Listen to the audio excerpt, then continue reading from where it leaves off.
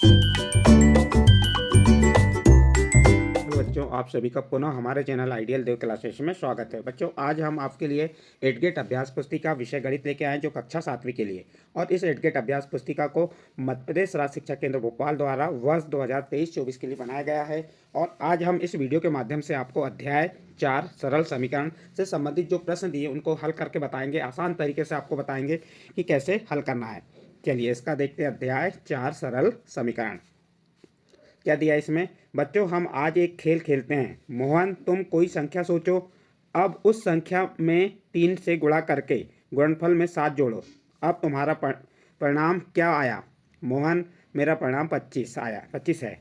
मोहन, जो संख्या तुमने सोची है वह संख्या 6 है। बच्चों, खेल में हमें किस प्रकार परिणाम प्राप्त होते हैं हम इन निम्न प्रकार समझेंगे। अज्ञात संख्या जो संख्या आपने सोची है उसे x अक्षर से व्यक्त करो। आप संख्या को y, z, t अन्य किसी भी अक्षर का प्रयोग कर सकते हैं। अब मोहन, तुमने संख्या माना x सोची है। अब उसमें 3 का गुणा किया। किसका गुणा किया? 3 का। तो आपने वो संख्या सोची थी x, उसमें किसका गुणा किया? 3 का। तो क्या हो गया? 3x प्राप्त होता है। फिर उसके गुणनफल में 7 जोड़ने पर, किसके गुणनफल पे? जो संख्या आपने सोची थी उसमें 3 का गुणा किया और उसमें कितना जोड़ देंगे? 7 जोड़ेंगे। तो क्या प्राप्त हो जाएगा आपका? 7x और 3x धन 7। अब 3x धन 7 का मान x के मान पर निर्भर करता है कि यदि आपने x बराबर 1 रखते हैं तो 3x और 3 गुणित 1 धन 7 तो परिणाम 9 होगा। तो 3 आपने 1 सोचा तो परिणाम 9 होगा। यदि 2 सोचा है, 3 दूनी 6। देखिए यहाँ पे थोड़ी मिसिंग है। यदि 3 एकम 3 और 3 में 7 जोड़े, यहाँ पे x नहीं है, ये 3 गुणित है। ये 3 गुणित 1, 3 एकम 3 और 3 में 7 जोड़े तो कितना हो गया? 10। परिणाम कितना आ जाएगा? 10। यदि आप x बराबर 2 रखते हैं तो 3 दूनी 6 धन 7, 6 में 7 जोड़े तो 13 होता है। का मान बदल x का मान बदलने पर परिणाम बदल जाता है। x, y, z चर राशियाँ कहलाती हैं। जो x, y, z है ये आपकी कौन सी राशि कहलाती हैं? चर राशि कहलाती हैं। चर राशियों के मान अनिश्चित होते हैं। देखिए बच्चों, जो आप संख्या मानते हैं x, y, z, a, b, c, d, ये संख्याएं क्या कहलाती हैं? चर कहलाती हैं। क्या कहलाती हैं? चर राशियां कहलाती हैं। और चर राशियों के मान अनिश्चित होते हैं लेकिन अचर राशियों के मान निश्चित होते हैं। आपको यहाँ पे 2 चीज़ ध्यान रखना है कि चर राशियों के मान कैसे होते हैं? अनिश्चित होते हैं और अचर राशियों के मान निश्चित होते हैं। अब इसके बाद आपका आता है व्यंजक। व्यंजक क्या है? जब संकेतों और गणितीय संक्रियाओं का सम्मिलित रूप नियम पूर्वक प्रयोग किया जाता है तो इस तरह से प्राप्त परिणाम को व्यंजक या गणितीय व्यंजक कहते हैं। जैसे उदाहरण x धन y 2x ऋण 5y। तो इस प्रकार से बच्चों आपको हमने यहाँ पे चर राशि और अचर राशि क्या है, किस राशि का मान निश्चित होता है, किस राशि का मान अनिश्चित होता है ये बताए। तो आपको ये ध्यान रखना है चर राशि का मान कैसा होता है? अनिश्चित होता है और अचर राशि का मान निश्चित होता है। व्यंजक क्या है वह बताए। अब आगे देखिए समीकरण। समीकरण क्या है? समीकरण प्रतीकों की सहायता से व्यक्त किया गया एक गणितीय कथन है जो व्यंजकों को समान अथवा तुल्य बनाता है। समीकरण प्रायः 2 या 2 से अधिक व्यंजक की समानता दर्शाने के लिए प्रयुक्त होते हैं जहां कम से कम किसी एक व्यंजक में एक चर आवश्यक है। समीकरण चर पर एक प्रतिबंध होता है। इसे एक चर वाले व्यंजक के बराबर एक स्थिर संख्या के रूप में लिख सकते हैं। जैसे x ऋण 3 बराबर 10। एक समीकरण के 2 पक्ष होते हैं। बायां पक्ष लेफ्ट हैंड साइड कहलाता है और दायां पक्ष राइट हैंड साइड कहलाता है। इन दोनों पक्षों के बीच समता यानी बराबर का चिन्ह होता है। चर का वह मान जिसके लिए समीकरण संतुष्ट होता है समीकरण का हल कहलाता है। देखिए यहाँ पे जो दिया आपका x ऋण 3, ये कौन सा पक्ष कहलाएगा? आपका बायां पक्ष कहलाएगा जिसे लेफ्ट हैंड साइड कहेंगे। और बराबर किस पाल वाला? ये 10 क्या है? आपका राइट हैंड साइड है जिसे दायां पक्ष कहते हैं। और बीच में काय का समता का चिन्ह जिसे बराबर से दर्शाते हैं। तो इस प्रकार आपका समीकरण के बारे में बताए। कथन को समीकरण के रूप में लिखना है। जैसे एक कथन है उसको समीकरण के रूप में लिखना है। उदाहरण दिया नंबर 1, x के 3 गुने। क्या कह रहा है? x के 3 गुने। तो x के 3 गुने मीन्स x का 3 में क्या करेंगे? x में 3 का गुणा करेंगे तो ये x का 3 गुना और 11 का योग। और इसमें किसका योग कर देंगे? 11 का योग किसके बराबर है? 32 के बराबर है। तो ये आपका क्या बन गया? आपका ये कथन था कि x के 3 गुने, तो ये x का 3 गुना किए और 11 का योग, इसमें किसका योग कर दी? 11 का योग किए तो कितना है? 32 है। तो ये बन गया आपका समीकरण 3x धन 11 बराबर 32। ये 3x धन 11 जो है, ये 3x धन 11 क्या कहलाएगा? आपका बायां पक्ष है, लेफ्ट हैंड साइड कहलाएगा। और ये बराबर का चिन्ह समता कर रहा है, बराबर 32। जब हम अब देखिए यहाँ पे ये जो 3x क्या है आपका? ये x क्या कहलाएगा? चर कहलाएगा। और ये किसका चिन्ह हो गया? समता का चिन्ह हो गया। ये आपको चर और समता बता दी है। तो ये देखो सरल समीकरण, चर हो गया 2x ऋण 3, तो x क्या हो गया? चर हो गया। समता बराबर एक समीकरण है जहाँ x चर है, 2x ऋण 3 लेफ्ट हैंड साइड बाया पक्ष है। उसके बाद 7 RX दाया पक्ष है। समीकरण लेफ्ट हैंड साइड बराबर राइट हैंड। अब समीकरण को हल करना है। अब इस समीकरण को हल करते हैं। हमारा समीकरण क्या आया था? देखिए ये 3x ऋण 2x है। यहाँ पे क्या है आपका? 2x है। 2x ऋण 3 बराबर 7। अब इसको हल करेंगे तो हम क्या करेंगे? जो आपका ये बाया पक्ष में ऋण 3 है, इसका पक्षांतर किस साइड कर देंगे? दाया पक्ष में कर देंगे। जब पक्षांतर करते हैं तो ये ऋण 3 कायम बदल जाएगा धन 3 में। चलिए कैसे पक्षांतर करेंगे? आप 3x लिख दिए बराबर 7। आपका ये ऋण 3 कायम बदल गया धन 3 में, तो ये धन 3 हो गया। ये आपका क्या आ गया? धन 3। अब ये 3x बराबर 7 में 3 जोड़े कितना हो गया? 10। 7 में 3 जोड़े कितना हो गया? 10 हो गया। सॉरी यहाँ पे हम 2x है, हम 3x लिखे जा रहे हैं, ये 2x। अब x बराबर ये आप इस 2 का पक्षांतर करेंगे, इन दोनों के बीच में गुणा का चिन्ह है। जब पक्षांतर होगा तो ये काय में जाएगा? भाग में। तो ये 10 भागित क्या हो जाएगा? 2। 2 का भाग 10 में दी कितने बार गया? 5 बार। तो x का मान कितना आ गया? 5। ये x का मान 5 आ गया। आप इसको चेक भी कर सकते हैं आपको जो समता बराबर है या नहीं। ये 2x ऋण 3 बराबर 7 चेक करते हैं। 2x का मान कितना आ गया? 5 ऋण 3 बराबर 7। 5 दूनी 10 ऋण 3 बराबर 7। 10 में से 3 घटाए 7 बराबर 7। तो ये क्या आ गया? समता हो गया, बराबर हो गए। तो इस प्रकार से आप समीकरणों को हल कर सकते हैं। चलिए अब आपका क्या दिया है आगे? अब हम अपनी गणित की पाठ्य पुस्तक अध्याय 4 में क्या है? समीकरण पर कार्य करेंगे, साथ ही कुछ प्रश्नों का अभ्यास भी करेंगे। प्रश्नों को पढ़कर दिए गए विकल्पों में से सही उत्तर चुनकर लिखिए एवं सामने दिए गए घेरे को भरिए। देखिए प्रश्न नंबर 1 क्या कह रहा है? x का 3 गुना। क्या कह रहा है? x का 3 गुना और 10 का योग 13 है, तो इस कथन के लिए समीकरण होगा। तो अब देखिए यहाँ पे क्या कह रहा है? x का 3 गुना। हल करके देखते हैं हम। ये x का कितना गुना कह रहा है? 3 गुना। का योग कितना है? 10। किसके बराबर है? 13 के बराबर है। तो आपका समीकरण क्या बन गया? 3x धन 10 बराबर 13। अब देखिए 4 ऑप्शन में से जो भी ऑप्शन आपका 3x धन 10 बराबर 13 है, वह आपका सही आंसर होगा। तो इसका सही आंसर आ जाएगा आपका ए नंबर, 3x धन 10 बराबर 13। और यहाँ पे ए नंबर के डिब्बे को आप क्या कर देंगे? भर देंगे, घेरे को भर देंगे काला पेन से या नीले पेन से, जो भी आपका पेन उपयोग करते हैं। इस प्रकार आपका प्रश्न नंबर 1 कंप्लीट होता है। इसके बाद नेक्स्ट प्रश्न आता है आपका प्रश्न नंबर 2। प्रश्न नंबर 2 क्या कह रहा है? संख्या b को, देखिए क्या कह रहा है इसमें? संख्या b को, ये संख्या b लिखे, को 6 से विभाजित यानी भाग दीजिए। 6 से क्या करना हमको? भाग। विभाजित करने पर, विभाजित मीन्स होता है भाग देने पर 5 प्राप्त होता है। क्या प्राप्त हो रहा है? 5 प्राप्त होता है। के लिए निम्न में से कौन सा समीकरण सही होगा? जहाँ पे ये आपका b/6 बराबर 5 है, वह समीकरण इसका सही होगा। तो इसका कौन सा ऑप्शन है? इसका डी नंबर के ऑप्शन में b/6 बराबर 5 है, इसलिए डी नंबर का ऑप्शन सही होगा। यहाँ पे डी नंबर का ऑप्शन को लिख देंगे b/6 बराबर 5। इस प्रकार यहाँ पे डी नंबर के घेरे को भर देंगे। नेक्स्ट प्रश्न है आपका प्रश्न नंबर 3। प्रश्न नंबर 3 में क्या दिया है? समीकरण x धन 3 बराबर 0 का हल है। देखते हैं हल करके। x धन 3 बराबर 0 का हल है। तो अब क्या करेंगे हम? बराबर के इस पाल धन 3 का पक्षांतर कर देंगे। तो यहाँ क्या बचेगा? x, और धन 3 का पक्षांतर किए तो क्या आ गया? ऋण 3। तो इसका x का मान कितना आ गया? ऋण 3। तो यहाँ पे समीकरण का हल क्या होगा? ऋण 3। तो यहाँ पे कौन सा ऑप्शन सही होगा? इसका बी नंबर का ऑप्शन सही होगा। यहाँ लिख दी बी नंबर, ऋण 3 हल में लिख दिए। उसके बाद बी नंबर के डिब्बे को आपको क्या कर देना है? काला या नीला, उसे भर देंगे बी नंबर के डिब्बे को। आपका प्रश्न नंबर 3 भी कंप्लीट होता है। नेक्स्ट प्रश्न आता है आपका प्रश्न नंबर 4। निम्नलिखित समीकरण को संतुष्ट करने वाले चर का सही मान चुने। अब देखिए यहाँ पे जो ये समीकरण दिया 4n धन 17 बराबर 25, ये लिखे बता रहे हैं आपको 4n धन 17 बराबर 25। अब इसको हल करेंगे और जो n का मान आएगा वह इस समीकरण को संतुष्ट करेगा। चलिए कैसे हल करेंगे? ये 4n लिख दी हमने, ये लिख दिए, बराबर का चिन्ह लगाएंगे और ये जो धन 17 है इसका बराबर के इस पार पक्षांतर करेंगे तो क्या हो जाएगा? ऋण 17। तो यहाँ लिख देंगे हम 25 ऋण 17। ये आपका क्या है? 4n हो गया। अब 25 में से 17 घटाएंगे, 25 में से 17 घटाएंगे कितना आएगा? 8। कितना आ जाएगा आपका? 8। तो n बराबर क्या होगा? अब ये 4 जो है, 4 और n के बीच में गुणा का चिन्ह है, 4 का पक्षांतर करेंगे तो 8 के भागित में जाएगा। 8 भागित क्या हो जाएगा? ये 4। 4 एकम 4, 4 दूनी 8, कितना आ गया 2। अब यहाँ पे जो आंसर में 2 नंबर का ऑप्शन जो भी होगा, जहाँ पे 2 आ रहा है, बी नंबर में आ रहा है 2, तो इसका बी नंबर का ऑप्शन सही होगा। यहाँ पे लिख देंगे बी नंबर बी, उत्तर में क्या आ जाएगा 2, जो समीकरण को संतुष्ट करता है। आप चेक भी कर सकते हैं, 4 दूनी 8, एन का मान यहाँ पे 2 रखो, 4 दूनी 8 और 8 में 17 जोड़े, कितना हो गया 25 बराबर 25, यानी कि यह समीकरण को संतुष्ट करता है, इसलिए हमारा बी नंबर का ऑप्शन सही होगा।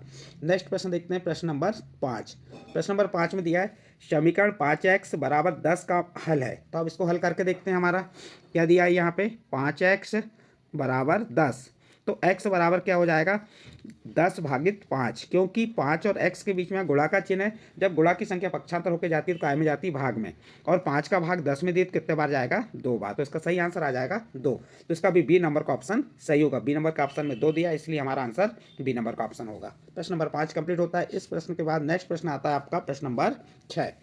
प्रश्न नंबर 6 में दिया है ऋण 4/3y बराबर ऋण 3/4 को हल कीजिए। कैसे हल करते हैं देखते हैं। चल लिखिए यहाँ पे ऋण 4/3y बराबर ऋण 3/4, प्रश्न उतार दी जैसे कि वैसे। अब देखिए ऋण 4/3 और y के बीच में गुणा का चिन्ह है, तो ऋण 4/3 का हम पक्षांतर करेंगे तो काय में जाएगा भाग में जाएगा, और भाग से हम उसको काय में बदल देंगे गुणा में, तो ये ऋण 4/3 काय में बदल जाएगा ऋण 3/4 में।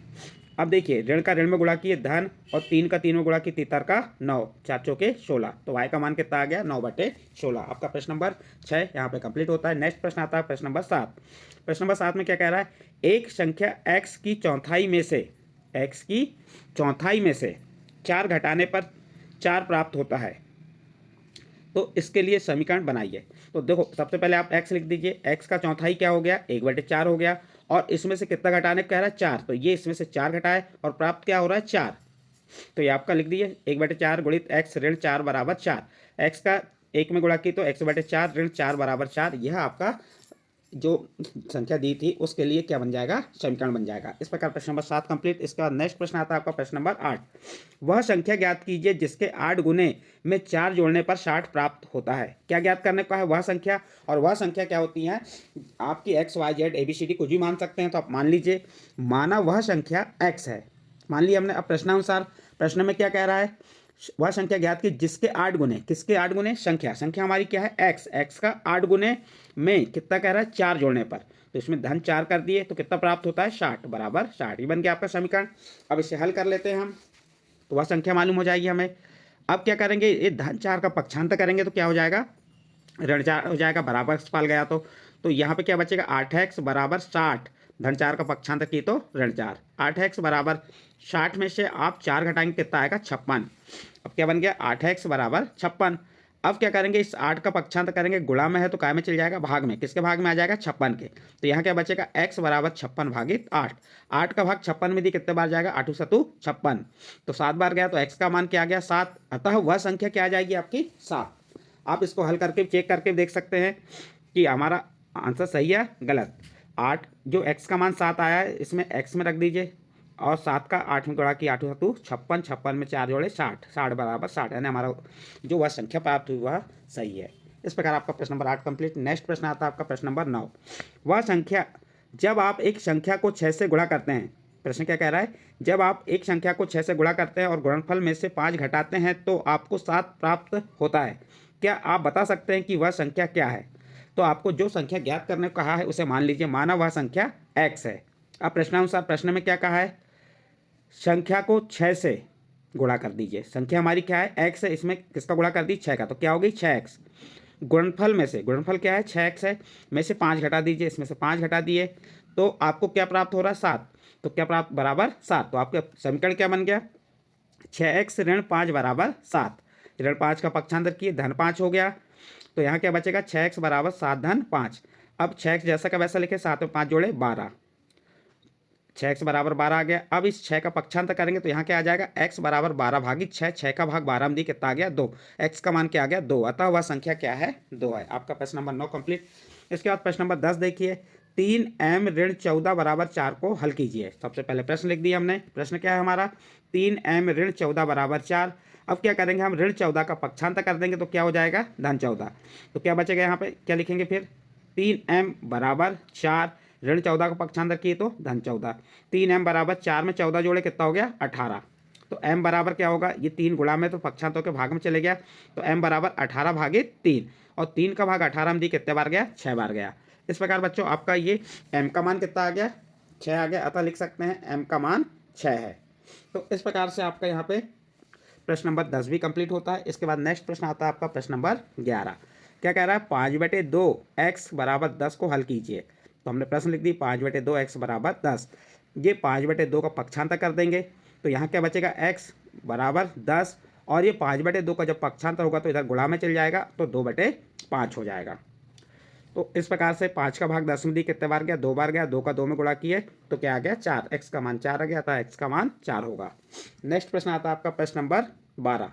किसी संख्या के तिगुने और 11 का योग 32 है, तो वह संख्या ज्ञात कीजिए। तो वह संख्या ज्ञात करने को कहा, तो माना वह संख्या क्या है, x है। अब वह संख्या x है, तो x का कितना गुना कह रहा है, 3 गुना, तो क्या हो गया 3x, और 11 का योग, उसमें किसका योग कर देंगे, 11, 3x धन 11 32 है, बराबर 32। तो इस प्रकार से आपका यहाँ पे क्या आ गया, इस प्रकार से आपका समीकरण क्या बन गया, 3x धन 11 बराबर 32। तो अब क्या करेंगे, धन 11 का पक्षांतर कर देंगे बराबर किस पाल, तो यहाँ क्या बचेगा, 3x बराबर 32, और धन 11 का पक्षांतर की तो ऋण 11, तो ये आपका 3x बराबर 32 ऋण 11 हो गया। 3x 32 में से 11 घटाए कितना आ गया, 21। तो अब इसके बाद क्या करेंगे, ये 3x है, 3 और x के बीच में गुणा का चिन्ह है, तो इसका 3 का पक्षांतर करेंगे, भाग में चल जाएगा, तो क्या बन जाएगा, यहाँ पे आ जाएगा आपका, एक स्टेप लिख सकते हैं यहाँ पे, आपका क्या आ जाएगा, x बराबर 21/3। अब 3 का भाग 21 में दी कितने बार जाएगा, ये लिखा हुआ है, सॉरी यहाँ लिखा हुआ है, हम ऊपर चले गए थे। 3 का पक्षांतर करने पर तो x बराबर 21/3 हो गया, 3 का भाग 21 में दी कितने बार गया, 7 बार गया, तो x का मान कितना आ गया, 7 आ गया। इस प्रकार बच्चों वह संख्या क्या हो जाएगी, 7 हो जाएगी। आपका प्रश्न नंबर 12 कंप्लीट होता है। इसके बाद नेक्स्ट प्रश्न आता है आपका प्रश्न नंबर 13। क्या कह रहा है प्रश्न नंबर 13 में, किसी समद्विबाहु त्रिभुज के आधार कोण बराबर होते हैं, शीर्ष कोण 40 अंश है, तो इस त्रिभुज के आधार कोण क्या हैं। तो हमें क्या ज्ञात करना है, आधार कोण, तो मान लेते हैं, माना आधार का पहला कोण x और दूसरा कोण x है। क्यों दोनों कोण, क्योंकि इसके आधार कोण कैसे हैं, बराबर है, इसलिए दोनों कोण क्या हो जाएंगे, x। शीर्ष कोण कितना दिया है, 40 दिया है, और हमें मालूम है कि त्रिभुज के तीनों कोणों का योग कितना होता है, 180 अंश। त्रिभुज के 3 कोण कौन से हो गए, 2 समान कोण, 2 समान कोण हो गए, और तीसरा शीर्ष कोण, तो इनका योग कितना हो जाएगा, 180 अंश। 2 समान कोण क्या है, x अंश धन x अंश धन 40 बराबर 180। x में x जोड़े तो क्या हो गया, 2x धन 40 बराबर 180। धन 40 का पक्षांतर करेंगे तो इधर जाके क्या हो जाएगा, ऋण 40, तो यहाँ क्या आ जाएगा, 2x बराबर 180 ऋण 40। अब 2x बराबर 180 में 40 घटाए तो कितना आ गया, 40। तो x बराबर क्या होगा, ये 2 का पक्षांतर होगा तो भाग में आ जाएगा, 2 का भाग 140 में कितने बार गया, 70 बार। अतः त्रिभुज के आधार कोण क्या हो जाएंगे, 70 अंश। 70 70 कितना हो गया, 140, और 140 में 40 जोड़े तो 180। इस प्रकार त्रिभुज के तीनों कोण कितने अंश के हो गए, 180 अंश के। नेक्स्ट प्रश्न है आपका प्रश्न नंबर 14। रीमा के पिता की आयु 49 वर्ष है, उनकी आयु रीमा की आयु के तिगुने से 5 वर्ष अधिक है। रीमा की आयु क्या है, तो किसकी आयु ज्ञात करना है हमें, रीमा की आयु ज्ञात करना है। तो क्या करना पड़ेगा हमें, मान लेंगे, माना रीमा की आयु x वर्ष है, तो रीमा की आयु का 3 गुना, रीमा की आयु का 3 गुना क्या हो जाएगा, 3x। अब प्रश्नानुसार क्या कह रहा है, रीमा की आयु के 3 गुने में 4 वर्ष अधिक है, तो रीमा की आयु 3 गुना कितनी होगी, 3x, और 4 अधिक है, तो अधिक में क्या हो जाएगा, जुड़ जाएगा, 3x धन 4 बराबर उसकी पिता की आयु कितनी है, 49 वर्ष बराबर 49। ये धन 4 का पक्षांतर की तो इधर ऋण 4 हो गया, तो 3x बराबर 49 ऋण 4। 3x बराबर 49 में से 4 घटाए कितना आ गया, 45 आ गया। अब यहाँ पे 3x बराबर 45 है, तो ये 3 और x के बीच में गुणा का चिन्ह, 3 का पक्षांतर करेंगे तो 45 के भाग में चल जाएगा, तो क्या बन जाएगा यहाँ पे, x बराबर 45/3। अब x 3 का भाग 45 में दी कितने बार जाएगा, 3 कम 3, 3 5 15, 15 वर्ष, तो 15 बार चले गया 3 का भाग 45 में, तो x का मान कितना आ गया, 15 वर्ष। अतः रीमा की आयु कितनी हो गई, 15 वर्ष। इसके बाद नेक्स्ट प्रश्न है आपका प्रश्न नंबर 15।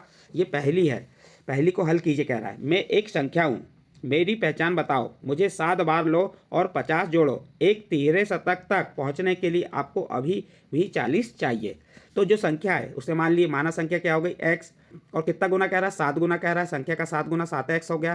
3 शतक यानी कि 3, एक शतक में 100 होते, तो 3 शतक 100 का 3 में गुणा की 300 हो गया। अब प्रश्न में जो कह रहा है उस आधार पर चलेंगे। क्या कह रहा है, मैं एक संख्या हूँ, मेरी पहचान बताओ, मुझे 7 बार लो, कितने बार लो, 7 बार है, 7 गुना कर लो और 50 जोड़ो, तो ये 7x धन 50 एक तिहरे शतक तक पहुंचने के लिए कितने कम है? 40 कम है। तो तिहरा शतक कितना हुआ था? 300, और इससे कितना कम कर देंगे? 40। तो इस प्रकार से क्या बन गया? 7x धन 50 बराबर 300 ऋण 40। ये आप फिर घटा 7x धन 50, 300 में से 40 घटाए तो 260, और धन 50 का पक्षांतर की तो ऋण 50 हो गया। तो 7x बराबर 260 ऋण 50। तो 7x बराबर कितना आ जाएगा? 260 में से 50 घटाए तो 210। तो अब यहाँ पे क्या होगा? इसके बाद 7x बराबर 210 हो गया। अब 7 का हम क्या करेंगे? पक्षांतर करेंगे तो काय में चल जाएगा? भाग में चल जाएगा। और 7 का भाग 210 में कितने बार गया? 30 बार गया। अतः वह संख्या क्या है? 30 है। इस प्रकार बच्चों आपका प्रश्न नंबर 15 भी कंप्लीट होता है। और इस प्रश्न के साथ ही आपका अध्याय कौन सा था? अध्याय 4 आंकड़ों। अध्याय 4 क्या था? सरल समीकरण। सरल समीकरण जो अध्याय था उसके जो प्रश्न दिए गए थे उन प्रश्नों को आपको हल करके बताया। यदि बच्चों इन प्रश्नों के हल आपको समझ आए हैं तो आप हमारे चैनल आइडियल देव क्लासेस को सब्सक्राइब कीजिए, लाइक कीजिए एवं अन्य ग्रुप में शेयर जरूर कीजिए।